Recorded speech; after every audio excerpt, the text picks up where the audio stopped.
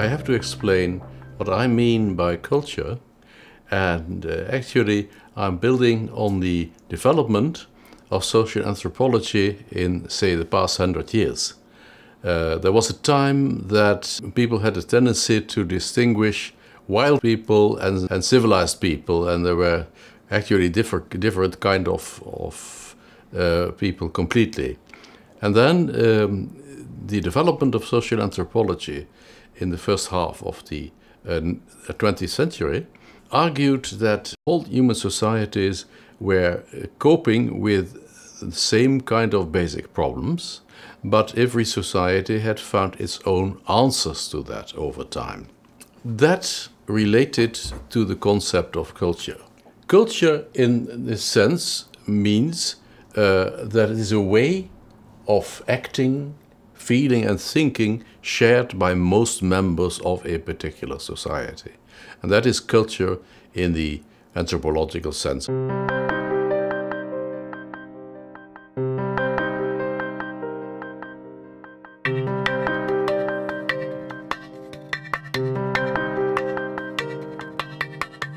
The moment that conscience had evolved, then the question became, well, if they have a limited number of basic problems, what are these basic problems and how do they cope with those problems? And then in my time, say the time I started to occupy myself with this, we had the possibility of analyzing these problems with the help of information processing methods, computers actually.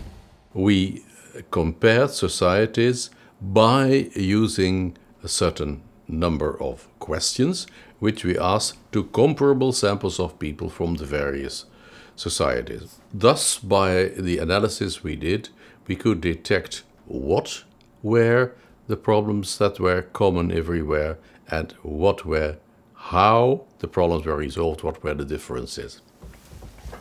And that we called dimensions of societal cultures. And in my work, there is a list of 6 dimensions now. I started with 4, but over time they have grown to 6, and these are the 6 dimensions. And what are the basic problems? The basic problems are, first of all, how does a society handle inequality? That we call power distance. And if there is a lot of inequality, then we call it large power distance. And if there is little inequality, we call it small power distance. Then the second dimension is to what extent are individuals dependent on the people around them. And if there is relatively little dependence on other people, at least that is what people strive for, we call that individualist societies. And if there is a lot of relationship, a lot of dependence between people who live close together, we call that collectivist societies. The third one is what is the emotional meaning of having been born as a woman or as a man, as a girl or as a boy. And because obviously there is a biological difference, and men cannot have babies, but there is also a difference in the kind of emotions that women are supposed to have, men are supposed to have, and that differs very clearly between one society and another.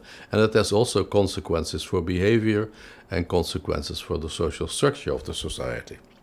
And that I have called masculinity, if there is a lot of difference, and femininity, if there is relatively little difference.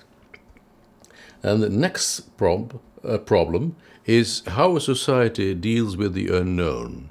Obviously, the essence of living is that you never know what will happen tomorrow. You may expect what happened tomorrow, but you never know until it has happened. So there is always the unknown, and now some societies have developed a greater stability, a greater resistance to dealing with the unknown they're relatively easygoing in face of the unknown, and other societies are very tight. They want to know and to control as much as possible what will happen. And I've called that uncertainty avoidance. And if a society is tight, if a society wants to control the unknown, then I call it a strong uncertainty avoiding society. And if it's easygoing, I call it a weak uncertainty avoiding society. Those were the four original dimensions. And then over time, we found two more dimensions in data that were made available to us afterwards. And one is what I call time perspective. Some societies tend to look far ahead in the future, and some societies tend to work especially on the short term, and they are very much concerned with, let's say, what will happen this quarter or this year. And that is called long-term orientation versus short-term orientation. Our last dimension is about how a society, or the people in a society, deal with their natural drives. And we are all humans, and we all have certain drives. We have feelings which we can express, and we can feel happy, and we can dance, and we can laugh, and we can make love, and things like that. And in some societies, the expression of those drives is actually encouraged, it's tolerated, it's normal.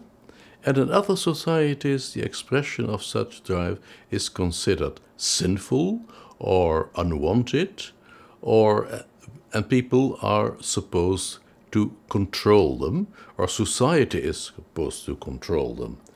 And in this case, we use the term from indulgence to restraint. Indulgent are societies where natural drives can be admitted, are even encouraged, and restrained societies are societies where natural drives should be controlled.